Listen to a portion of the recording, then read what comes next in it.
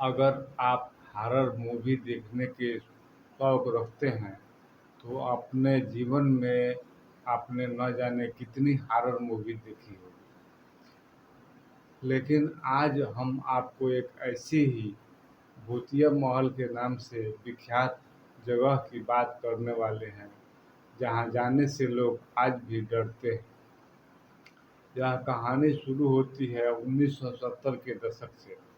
नई Delhi railway station के VIP waiting room में एक औरत आकर रहने लगती है। इस वीआईपी वेटिंग रूम को लॉर्ड माउंटबेटन के लिए बनाया गया था। मजबूत कद-काठी की इस औरत की साड़ी में हमेशा एक पिस्टल छिपी रहती थी। वह अकेली नहीं थी, उसके पास उसका अपना एक बेटा और बेटी भी थी। 7 नौकर भी थे जो नेपाली मूल के थे। महिला के पास 13 विदेशी कुत्ते भी थे। रेलवे स्टेशन के उस वेटिंग रूम को किसी राजमहल की तरह सजा दिया गया। फर्श पर कालीन, छत में झूमर लगा दिया गया। महिला का खाना भी किसी महारानी की तरह चांदी की थाली में ही आता और ऐसा बहुत दिनों तक होता रहा। आखिर एक दिन स्टेशन मास्टर से रहा नहीं गया। वे पहुंच गए एतराज करने, लेकिन नौकरों ने उन्हें यह कहकर भीतर जाने ही नहीं दिया कि यह महिला कोई आम महिला नहीं है। यह अवध की मलिका विलायत महल हैं। उनके बेटे का नाम अली रजा प्रिंस साइरस और बेटी प्रिंसेस सकीना है। स्टेशन मास्टर आश्चर्य में पड़ गए। नई दिल्ली रेलवे स्टेशन में उस कथित महारानी का रुतबा दिन पर दिन बढ़ता ही जा रहा था। उनके नौकर उन्हें घुटनों के बल बैठकर सलाम करते।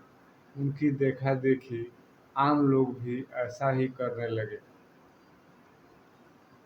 लोग रानी से मिलना चाहते थे, लेकिन यह महिला कोई आम महिला नहीं है कहकर मना कर दिया जाता।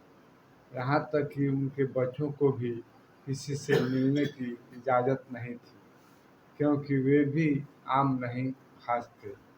बच्चे अपनी माँ को हर हाइनस ही कहकर बुलाते थे और ऐसा 10 साल तक होता रहा। जब लखनऊ के मुसलमान वर्ग को यह मालूम हुआ कि अवध की बेगम दिल्ली में हैं, रानी से मिलने के लिए बहुत से शिया मुसलमान दिल्ली आ पहुँचे। आम लोगों के बीच बेगम विलायत महल का रुतबा दिन पर दिन बढ़ता जा रहा था। अखबार ने तो यहाँ तक छाप दिया कि वाजिद अली शाह के वंशज रेलवे स्टेशनों में रहते हैं। वाजिद अली शाह जो अवध के आखिरी नवाब थे, अंग्रेज़ों ने उनकी नवाबी को नकारना शुरू कर दिया। इल्ज़ाम यह था कि अवध का वित्तीय प्रबंधन ठीक नहीं है। अंग्रेज़ी फौज ने महल को घेर लिया। नवाब साहब भाग नहीं पाए। उनके नज़दीक जूता पहनाने वाला नौकर अनुपस्थित था। नवाब को अवध से बेदखल कर दिया गया। बाकी की ज़िंदगी उन्होंने कलकत्ते में गुजारी, लेकिन जनता का प्यार उन्हें भरपूर मिला, इज़्ज़त भी मिली। बेगम विलायत महल की यह कहानी सत्ता के गलियारों में भी गूंजने लगी। यूपी के सीएम हेमवती नंदन बहुगुणा ने एक अधिकारी को दिल्ली भेजा और कहलवाया कि बेगम 10,000 रुपया लेकर लखनऊ आ जाएं और अपना आशियाना बना लें। लेकिन बेगम ने उन 10,000 रुपयों को फाड़कर फेंक दिया।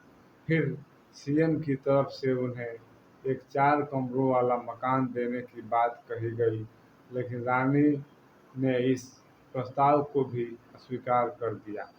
अब रानी के पास बड़े-बड़े न्यूज़पेपर्स के रिपोर्टर भी आने लगे थे, लेकिन बेगम केवल विदेशी पत्रकारों को ही इंटरव्यू देती और फ़ोटो खिंचवाती थी।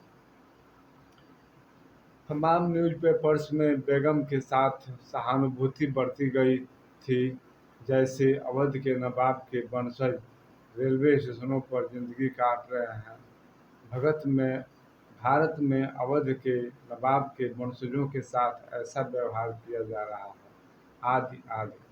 पहुँचते पहुँचते यह बात तत्कालीन प्रधानमंत्री इंदिरा गांधी तक पहुँच गई। वह बेगम विलायत महल से मिलीं और उन्हें आश्वासन दिया कि उनके रहने की अच्छी व्यवस्था की जाएगी। 1920 में जब नई दिल्ली बसाई गई, उस समय बहुत से गांवों को वहां से हटाया गया या उजाड़ा गया, जैसे रायसीना हिल।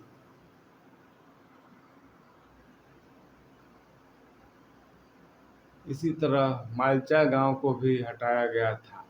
14वीं शताब्दी में इसी मालचा गांव में तुगलकों ने अपना शिकारगाह बनाया था। यही महल 1985 में बेगम विलायत महल को दे दिया गया। बेगम और उसके बच्चे इसी महल में रहने लगे। महल को चारों तरफ से कांटेदार तारों से घेर दिया गया। कई तरह के चेतावनी बोर्ड लगा दिए गए। महल हवादार था। गेट पर लोहे की खिड़की थी। महल तक जाने के लिए बड़ा कठिन रास्ता था। बिजली पानी का अभाव था। रानी और उनके बच्चे कभी कभी ही वह भी रात के अंधेरे में ही बाहर निकलते थे। मालचा महल का बाहरी दुनिया से कोई जैसे वास्ता ही नहीं था। लोग उधर जाने से अनजाने भय से भयभीत हो जाया करते थे। कोई गोली भी मार सकता था, ऐसा लोगों में था। बाहरी लोगों को इस परिवार के लोगों के बारे में कोई खास जानकारी नहीं मिल पाती थी। लेकिन 1997 में टाइम्स मैगजीन ने एक सनसनीखेज खबर छाप दिया। मैगजीन के अनुसार बेगम विलायत महल की मौत तो 1993 में ही हो चुकी थी। बच्चों ने बयान दिया था कि बेगम ने हीरे पीस कर खा लिया था। बेटे अली रजा, जिसे प्रिंस साइरस कहा जाता था, के अनुसार रानी को पास में ही दफना दिया गया था।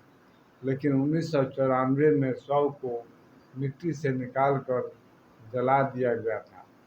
अब प्रिंस साइरस और प्रिंसेस सकीना इस मालचा महल में अकेले रहते थे। धीरे धीरे लोगों ने इस महल को भूतिया महल कहना शुरू कर दिया था। प्रिंस और प्रिंसेस के पास आय का कोई साधन नहीं था। फिर दोनों ने अपना कीमती सामान बेचकर अपना निर्वहन गुजारा शुरू कर दिया था। बेगम तो मर चुकी थी, लेकिन वे लोग उनके बिस्तर को ठीक करते, उनकी थाली भी लगाई जाती, जैसे उनकी नज़र में बेगम अभी जिंदा थी। समय बीत रहा था। महल की हालत दिन पर दिन खराब होती जा रही थी और साल 2016 के एक दिन न्यूयॉर्क टाइम्स की रिपोर्टर एलन बेरी के पास एक फ़ोन आता है। फ़ोन करने वाले ने कहा कि उसका नाम प्रिंस साइरस है और वह उनसे मिलना चाहता है। एलन बेरी न्यूयॉर्क टाइम्स की साउथ एशिया ब्यूरो चीफ थीं। उनका निवास दिल्ली में ही था। बेरी मालचा महल पहुंच गईं। अचानक उनके सामने एक व्यक्ति आया था, जिसका कद छोटा था, बाल सफ़ेद थे। वह व्यक्ति एलन बेरी को मालचा महल तक ले गया। कमरे में बेगम की एक तस्वीर थी। दीवारें खस्ता हाल हो चुकी थी। कुल मिलाकर मालचा महल अब किसी इंसान के रहने लायक नहीं रह गया था। एलन बेरी ने उसका इंटरव्यू लिया और छापने की इजाज़त मांगी, लेकिन उसने कहा कि उसकी बहन सकीना की मर्जी के बिना नहीं छापी जाएगी। उसने यह भी कहा कि वह इस समय दिल्ली में नहीं है।